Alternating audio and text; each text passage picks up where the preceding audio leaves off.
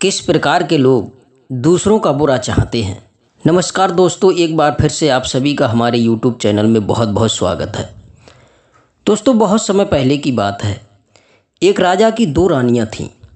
बड़ी रानी का नाम शोभा था, जो बहुत ही अच्छे स्वभाव की और दयावान स्त्री थी। छोटी रानी का नाम रूपा था, जो बड़ी कठोर और दुष्ट स्वभाव वाली स्त्री थी। बड़ी रानी शोभा की एक बेटी थी जिसका नाम था देवी। दूसरी रानी रूपा की एक पुत्री थी जिसका नाम था तारा। रानी रूपा बड़ी चालाक और दुष्ट स्त्री थी। वह चाहती थी कि राज्य की सत्ता उसके हाथ में रहे। राजा भी उससे दबा हुआ रहता था और रानी रूपा की हर बात मानता था। रानी रूपा बड़ी रानी और उसकी पुत्री से नफरत करती थी। एक दिन रानी रूपा ने राजा से कह दिया कि बड़ी रानी शोभा और उसकी बेटी को महल से निकाल दिया जाए। राजा रानी की नाराज़गी से डरता था। राजा को लगा कि उसे वही करना पड़ेगा जो रूपा चाहती है। राजा ने बड़ी रानी शोभा और उसकी पुत्री को राजमहल से बाहर एक छोटे से घर में रहने के लिए भेज दिया। लेकिन रानी रूपा की घृणा इससे भी दूर नहीं हुई। उसने बड़ी रानी की बेटी को आज्ञा दी कि वह प्रतिदिन राजा की गायों को जंगल में चराने के लिए ले जाया करे। रानी शोभा यह अच्छी तरह जानती थी कि यदि मेरी बेटी देवी गाय चराने नहीं ले गई तो रूपा किसी और बड़ी परेशानी में डाल सकती है।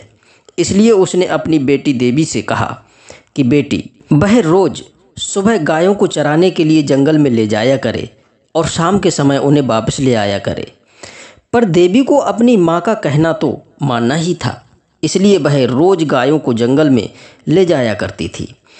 एक दिन जब वह जंगल से वापस लौट रही थी तो उसे अपने पीछे एक धीमी आवाज़ सुनाई दी, देवी देवी, क्या तुम मुझसे विवाह करोगी? देवी ने अपने चारों ओर देखा पर कोई भी दिखाई नहीं दिया तो वह डर गई। जितनी जल्दी हो सका उसने गायों को घर की ओर हाँका। दूसरे दिन भी जब वह घर लौट रही थी तो उसने वही आवाज़ पुनः सुनी। वही प्रश्न उससे फिर पूछा गया था। घर आकर देवी ने उस आवाज़ के बारे में अपनी माँ को बताया। देवी की माँ इस बात पर पूरी रात विचार करती रही। सुबह तक देवी की माँ ने निश्चय कर लिया कि अब उसे क्या करना चाहिए। शोभा ने अपनी बेटी को अपने पास बुलाया और बोली, देखो बेटी, अगर आज भी तुम्हें वही आवाज़ सुनाई दे तो तुम उस आवाज़ को उत्तर देना कि कल सुबह तुम मेरे घर आ जाओ, फिर मैं तुमसे विवाह कर लूँगी। देवी ने जवाब दिया, लेकिन माँ, हम उसे जानते तक नहीं हैं, ऐसे कैसे विवाह का वादा कर दूँ? माँ ने दुखी होकर कहा, बेटी, हम जिस स्थिति में जी रहे हैं उससे बुरा और क्या हो सकता है। हमें इस प्रस्ताव को स्वीकार कर लेना चाहिए। ईश्वर हमारी ज़रूर सहायता करेगा। दोस्तों, उस शाम जब देवी गायों को लेकर के लौट रही थी उसे वही आवाज़ फिर सुनाई दी। आवाज़ कोमल और दुख भरी थी, देवी देवी, क्या तुम मुझसे विवाह करोगी? क्या तुम मुझसे विवाह करोगी? देवी रुक गई। उसने पीछे मुड़कर देखा तो वहाँ उसे कोई दिखाई नहीं दिया। वह हिचकिचाई और वहाँ से भाग जाना चाहती थी, लेकिन तभी उसे अपनी माँ की बात याद आ गई। वह जल्दी से बोली, हाँ, यदि तुम कल सुबह मेरे घर आ जाओ तो मैं तुमसे विवाह कर लूँगी। इतना कहकर वह बड़ी तेज़ी से गायों को हाँकती हुई घर की ओर चली गई। अगले दिन देवी की माँ सुबह जल्दी उठ गई।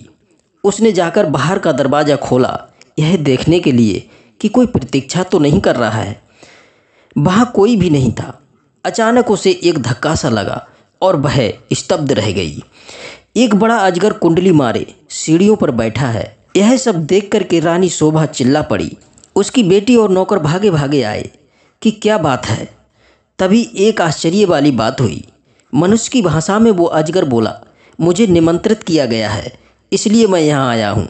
आपकी लड़की ने मुझसे वादा किया था कि यदि तुम सुबह मेरे घर आ सको तो मैं तुमसे विवाह कर लूँगी। मैं इसलिए आया हूँ। अब रानी शोभा की समझ में नहीं आ रहा था कि भाई क्या करे।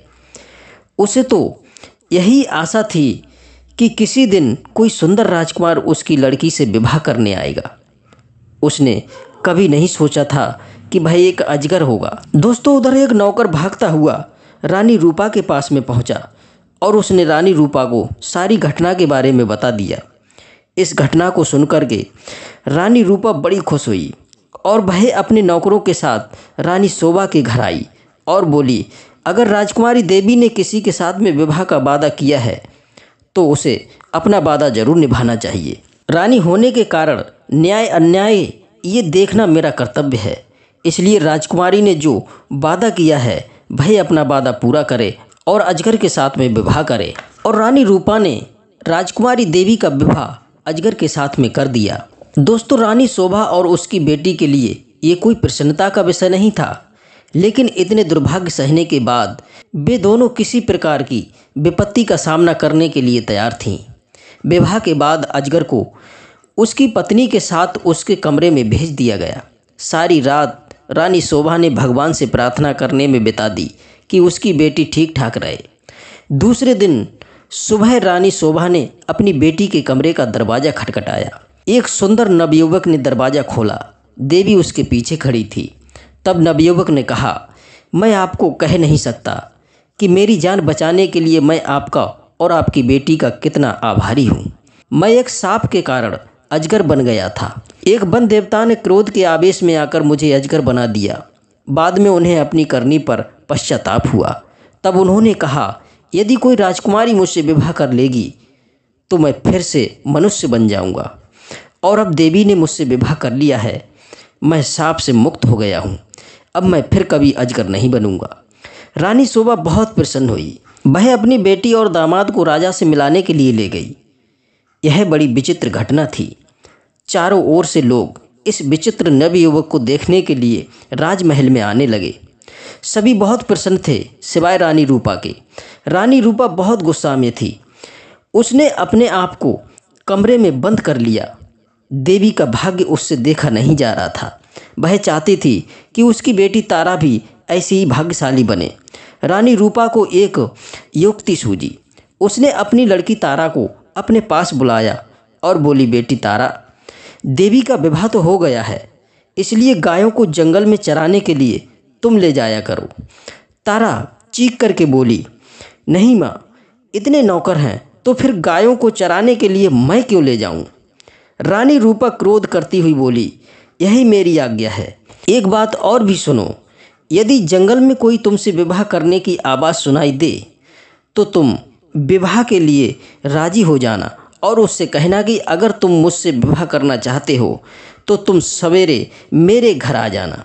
राजकुमारी तारा माँ की इस योजना से भयभीत हो गई, लेकिन वह गायों को जंगल में नहीं ले जाना चाहती थी। वह खूब रोई, लेकिन उसकी माँ नहीं मानी। राजकुमारी तारा को अपनी माँ की आज्ञा माननी ही पड़ी। राजकुमारी तारा रोज गायों को जंगल में चराने के लिए ले जाने लगी और शाम को फिर वापस ले आती थी, लेकिन उसे एक बार भी जंगल में किसी भी प्रकार की कोई आवाज़ सुनाई नहीं दी जो ये कह रही हो कि क्या तुम मुझसे विवाह करोगी। फिर भी रानी तारा निराश नहीं हुई, इसलिए उसने खुद अजगर को ढूंढने का निश्चय किया। उसने अपने नौकरों को एक अजगर लाने की आज्ञा दी। दोस्तों, बहुत खोजने पर कई दिनों के बाद नौकरों को एक बहुत बड़ा अजगर मिला। उसे पकड़कर वे राजमहल में ले आए। आखिर रानी का अभिप्राय पूरा हो गया और उसने अपनी बेटी तारा का विवाह उस अजगर के साथ में कर दिया। विवाह की रात तारा और अजगर को एक कमरे में बंद कर दिया गया। अब रानी तारा को संतोष हुआ और सोचने लगी कि मेरी बेटी का भी पति एक सुंदर युवक बन जाएगा। रानी अधीरता से सुबह होने की प्रतीक्षा करने लगी। रानी तारा ने सवेरे सवेरे अपनी बेटी का दरवाज़ा खटखटाया तो कोई उत्तर नहीं मिला। फिर और ज़ोर से खटखटाया, दरवाज़ा फिर भी नहीं खुला। तब रानी ने धक्का मार कर के दरवाज़ा तोड़ दिया तो देखा कि मोटा अजगर ज़मीन पर पड़ा है और तारा का कहीं भी अता पता नहीं था। रानी चीख पड़ी। चीख सुनकर के राजा और सभी नौकर दौड़े दौड़े आए कि क्या बात है, राजकुमारी कहाँ है। रसोइया बोला, वह तो अजगर के पेट में होगी, देखो यह कितना मोटा हो गया है। राजा और रानी जोर जोर से रोने लगे। रसोइया बोला, महाराज, यदि राजकुमारी अभी तक जीवित हुई तो मैं बचाने की कोशिश करूँगा। रसोइया बड़ा सा चाकू लेकर आया। उसने अजगर का पेट चीर डाला। तारा अभी भी जीवित थी। रसोइया ने उसे बाहर खींचा। तारा चीख कर अपनी माँ से लिपट गई। अजगर की मृत्यु हो गई। दोस्तों, दूसरे का बुरा चाहने वाला इंसान अपनी ही सफलता के मार्ग में रोड़ा बन जाता है। जो किसी और का बुरा चाहता है वो अपनी जीत से ज़्यादा सामने वाले की हार में ध्यान देने लगता है। जहाँ उसका फोकस खुद पर होना चाहिए वहाँ उसका ध्यान दूसरों को नीचा दिखाने में रहता है। ऐसा व्यक्ति जीवन में कभी खुश नहीं रह सकता है। दोस्तों, मैं उम्मीद करता हूँ कि आपको ये कहानी ज़रूर पसंद आई होगी, तो अपनी कीमती राय कमेंट में अवश्य दें। आप सभी दर्शकों का बहुत बहुत धन्यवाद। जय श्री कृष्णा, जय श्री राधे।